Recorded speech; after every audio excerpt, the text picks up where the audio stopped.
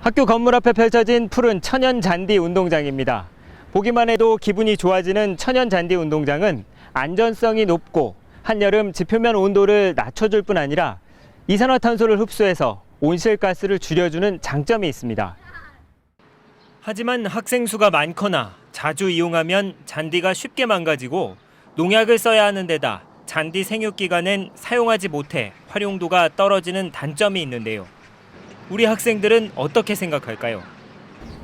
축구 뛰어놀거나 할 때 푹신푹신하니까 발도 안 아프고 안전해요.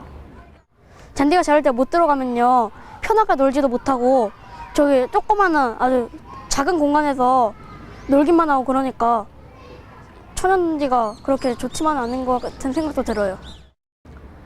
이번엔 인조잔디 운동장을 갖춘 학교를 찾았습니다. 천연잔디 못지않게 보기에 좋고 관리가 쉬울 뿐 아니라 흙먼지가 적고 요즘 같은 장마철엔 비가 온 직후에도 사용할 수 있어서 활용도가 높은 장점이 있습니다. 하지만 6년에서 8년 정도의 수명에 비해 초기 설치비가 비싸고 축구 등 일부 종목에만 적합한 점과 합성 섬유 소재의 유해성은 단점으로 꼽히고 있습니다. 푹신하고 울퉁불퉁하지도 않고 혹시 좀 흙 같은 것처럼 먼지도 많이 안 날리니까 이제 축구할 때도 좀 편하고. 근데 운동하거나 이럴 때 보면 신발을 들어가서 불편하거나 특별히 더 좀 미끄럽거나 그런 점이 있어요. 이처럼 의견이 분분한 가운데 제주도교육청은 학교별로 설문조사를 실시해서 바닥재를 선택하도록 할 계획입니다. 학교 운동장 바닥재 선택을 둘러싼 논란의 핵심과 해법을 현재훈 기자가 보도합니다. 올해 인조잔디 운동장을 교체해야 하는 학교는 10군데입니다.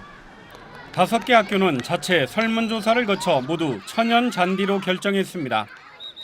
나머지 5군데는 천연잔디와 인조잔디, 마사토 등 3가지를 놓고 학생과 학부모, 교직원의 설문조사로 바닥재를 결정합니다. 가장 큰 쟁점은 인조잔디의 유해성 여부입니다.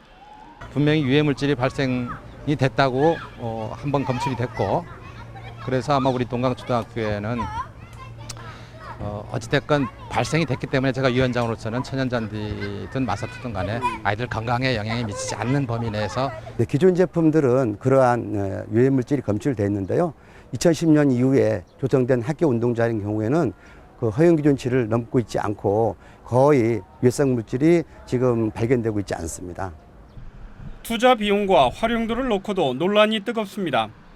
초기 비용은 천연잔디는 적게 들지만 유지관리 비용이 인조잔디가 적고 사용 시간은 인조잔디가 연간 2,000시간으로 천연잔디보다 5배가량 많습니다.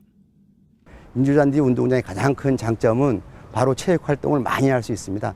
1,300명이 되는 우리 중앙교육의 경우는 바로 체육 활동할 수 있는 곳은 바로 인조잔디 운동장이 최적이라고 생각합니다. 그래도 우리 동강초등학교 환경에서는 천연잔디가 단점이 다 있지만 그래도 아이들한테 건강에는 가장 좋은 게 천연잔디 아니겠는가, 이렇게 생각을 하고 있습니다. 학교 운동장 이용 시간 확보와 아이들의 건강권 확보 사이에서 각 학교의 운동장 모형 결정은 결국 각 학교 여건에 따라 결론이 나게 됐습니다. MBC 뉴스 현재훈입니다.